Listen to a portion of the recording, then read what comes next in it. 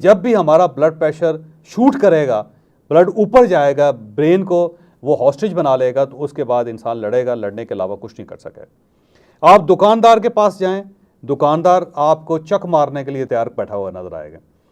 School के अंदर चले जाएं तो वहाँ पे क्या होता है, टीचर स्टूडेंट्स के साथ लड़ रहा है, स्टूडेंट टीचर के साथ लड़ रहे हैं और स्टूडेंट एक दूसरे के साथ भी लड़ रहे हैं।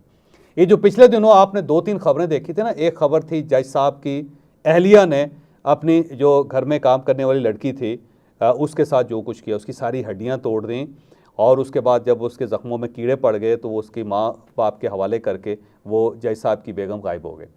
कितना ज़्यादा केस हाईलाइट हुआ था, देखा होगा आपने। अब अगर आप एनालिसिस करेंगे उस खातून का तो पता चलेगा ब्लड प्रेशर की मरीज़ है। अब सवाल यह है कि जब हर तीसरा आदमी ब्लड प्रेशर का मरीज़ है तो क्या दवाइयों से ठीक किया जा सकता है? अगर ये दवाइयों से ठीक हो सकता तो भाई साहब पाकिस्तान में सारे लोग ठीक हो गए होते।